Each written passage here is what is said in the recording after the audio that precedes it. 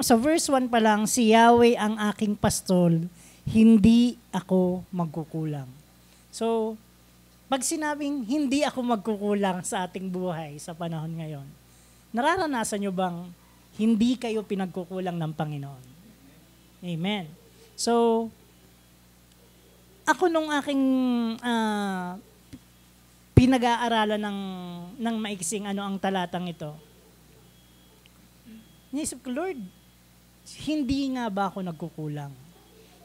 May mga kasi tayo, meron tayo mga kanya-kanyang hinihingi sa Panginoon. Pero dito sa talatang ito yung isa sa pinaka-paboritong talata sa Biblia. Isa ito sa pinaka-comforting na verses na the Lord is my shepherd, at I lack nothing. So ibig sabihin hindi ko magkukulang. May mga pagkakataon kasi sa buhay ng tao, yung gusto kasi niya yung hinahanap niya. Nakakalimutan natin na ang Panginoon, isusupply niya yung pangangailangan mo, hindi yung gusto mo. Di ba po? May mga pagkakataon na yung gusto mo, napapagbigyan. Pero, ito yung ang nais ipaalala ng Panginoon na ano ba yung kailangan mo sa araw na ito? So kung ano man ang kailangan mo sa araw na ito, yun yung meron ka. Yun ang pagpapala na ibibigay sa'yo ng Panginoon. Kaya, I praise God dahil may mga pagkakataon talaga na nagsasabi, pag ang mga anak ko nagsasabi, pa, ay kabado na ako yan. Kasi hindi lang isa yan eh. Walo nagsasabi yan, pa. Kaya pag yun nagsabi ng pa, nasabi ko na, naku, wala akong budget, wala akong ganito.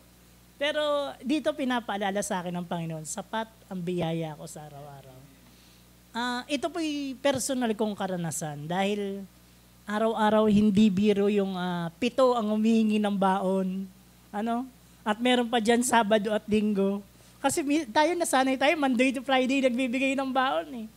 Kaya nang sabi ko, Lord, malalaki na pala itong mga anak ko. College na pala.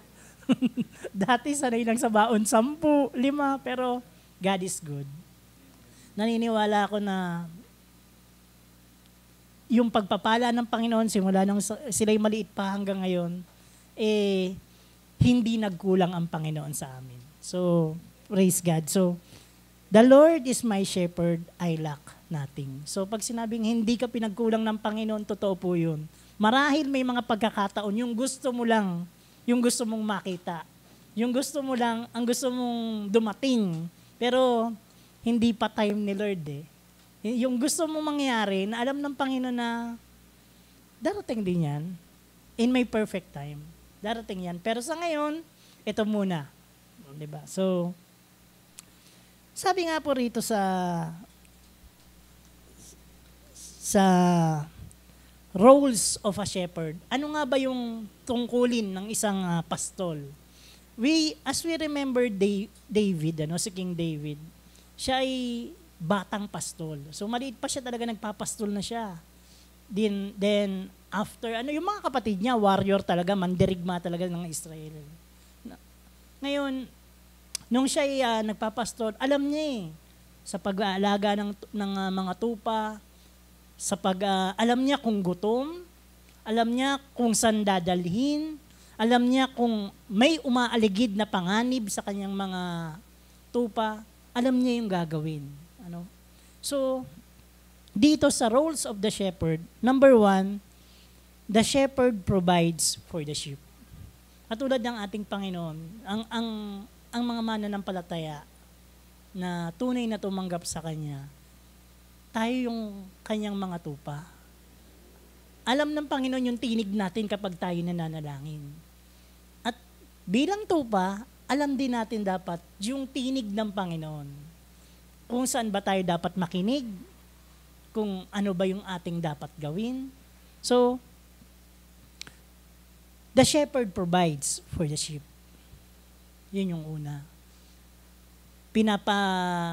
Sabi nga, pinapastol niya tayo sa luntiang mga damuhan upang, sabi nga dito,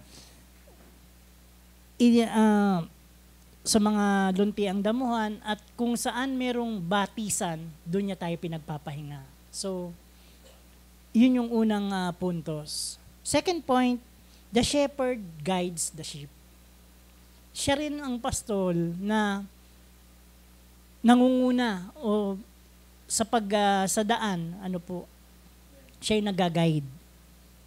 Dahil walang pastol, ang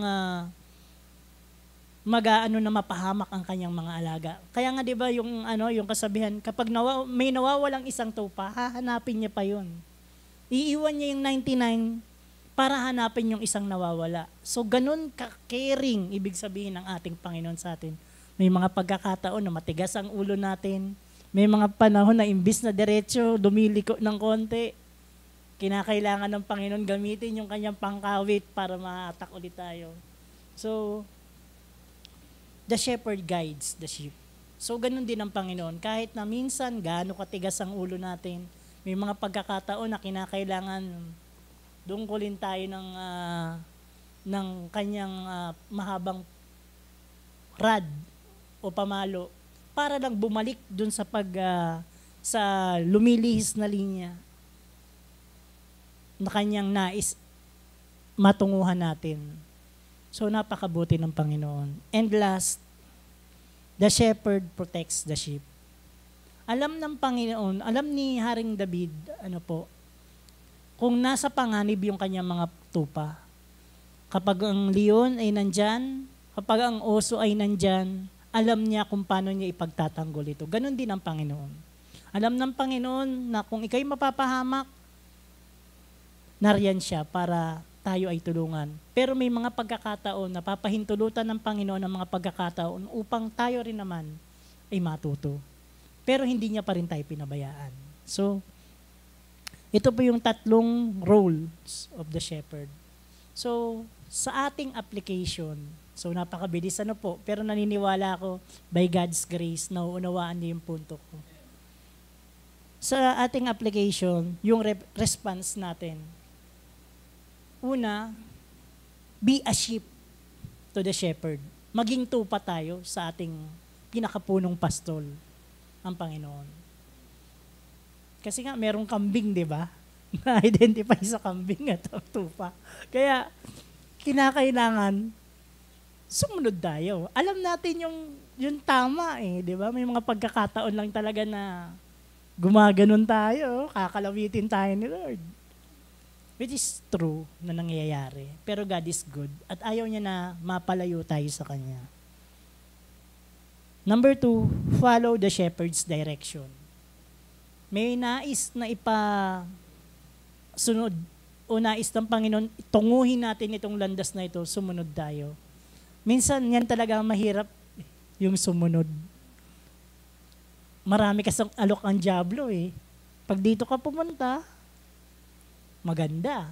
Kaya lang lalayo ka na sa ng Panginoon Gumagano Kaya, napakabuti ng Panginoon. Sa kabila ng mga pagkukulang, sa kabila ng mga kasalanan natin, inunawa tayo ng Panginoon. At sa mga bagay na yon, tinuturuan din tayo ng Diyos.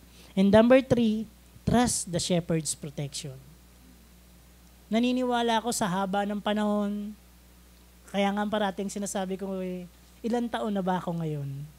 Kung ilang taon ka na, ganun ka rin iningatan ng Diyos at purihin ng Panginoon. May mga pagkakataon na mahirap ang buhay. May mga pagsubok. Hindi naman parati good. May pagkakataon na we need to pray more sa mga panahon ng pagsubok. But also, pagdating ng celebration at naraos natin ng pagsubok, we need to pray much more. Dahil ipagpasalamat natin sa Panginoon. Sabi ko nga, kapag may pagkakataon tutulong tayo. Hindi man tayo mayaman, pero may mayaman tayong Diyos. Diba? Kung tutusin, nakakaraos tayo sa isang araw. Hindi man ganun karami yung ating yung laman ng ating sisidlan, pero ang Diyos ang nagpo-provide araw-araw.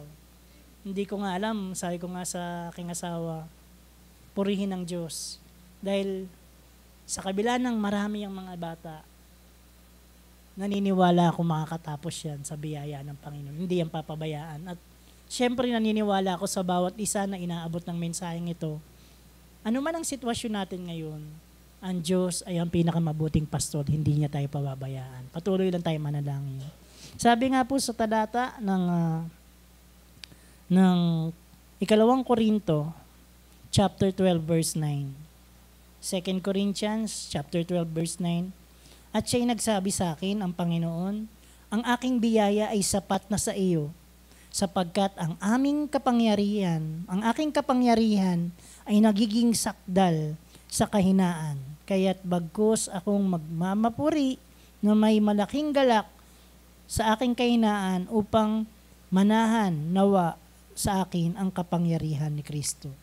Sa ating mga kahinaan, sapat ang biyaya ng Panginoon araw-araw. Kaya nga, pag dumarating yung point na, Lord, andito na, sabay-sabay na. Kasi ang aking may bahay, although may work siya, pero pang mayaman yung work. Binibiro ko nga siya. Ikaw sa isang linggo, may 3 days work ka lang. Wow.